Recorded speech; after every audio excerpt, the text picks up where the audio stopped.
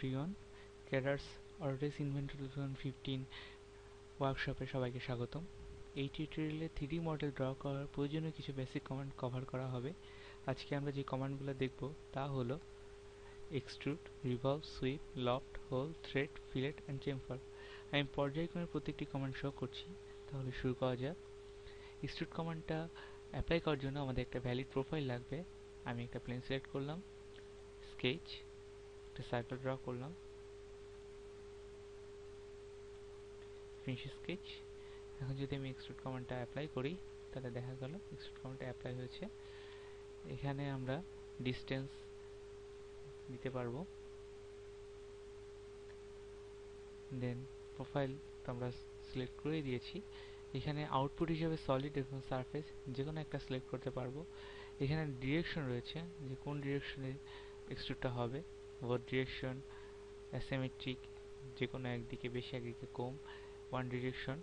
দেন এখানে একটা কমান্ড আছে নিউ সলিড। আমরা যখন একটা ফুল পার্ট ডিজাইন করব তখন আমরা এক্সট্রুড কমান্ডটাকে ইন্ডিভিজুয়ালি ভেরিফাই করতে পারবো নিউ সলিড দিয়ে। দেন ওকে দিলে এখানে সলিডটা ক্রিয়েট হয়ে গিয়েছে। এখন আমরা যে কমান্ডটা দেখব তা হলো রিভলভ। রিভলভের জন্য একটা প্রোফাইল লাগবে এবং একটি এক্সিস লাগবে। ওকে, দেন আমি একটা স্কেচ ড্র করি।